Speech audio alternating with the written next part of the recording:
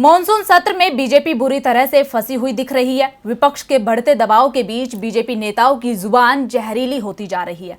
Party के नेता भाषा की मर्यादा को भूलते दिख रहे हैं। बीते दिनों केंद्रीय मंत्री स्मृति ईरानी ने कांग्रेस अध्यक्ष को सरगना तक बता दिया है, तो वहीं अब बीजेपी के प्रवक्ता ने ऐसी टिप्पणी की है जिससे पार्टी बैकफुट पर दिखाई दे रही है और कांग्रेस बीजेपी से माफी की मांग कर रही है। तो क्या है पूरा मामला, देखिए रिपोर्ट।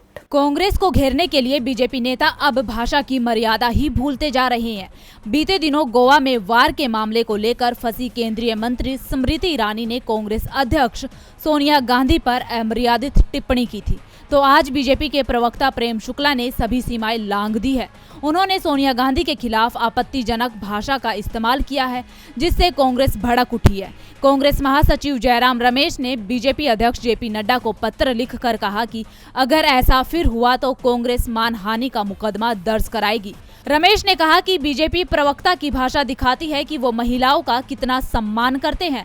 ये पहली बार नहीं है कि जब बीजेपी के किसी नेता ने महिलाओं के खिलाफ अभद्र भाषा का इस्तेमाल किया हो। देश जानता है कि पीएम मोदी समेत बीजेपी के कई नेताओं ने विपक्षी नेताओं, खासतौर पर महिला नेताओं के खिलाफ आपत्तिजनक टिप्पणियां की है। जयराम रमेश ने कहा कि जब प्रधानमंत्री जैसे उच्च पद पर आसीन व्यक्ति पद की गरिमा कम करता है तो उनकी पार्टी के प्रवक्ता स्वाभाविक तौर पर विपक्षी नेताओं के खिलाफ अभद्र शब्दों का इस्तेमाल करेंगे ही। रमेश ने यह भी कहा कि बीजेपी नेता कांग्रेस अध्यक्ष के खिलाफ बार बार आपत्तिजनक भाषा का इस्तेमाल करते हैं। आपत्तिजनक भाषा का इस्तेमाल करना बीजेपी की महिला विरोधी सोच को दिखाता है। ऐसी आपत्तिजनक टिप्पणियों के कारण देश की राजनीति का स्तर नीचे गिर रहा है।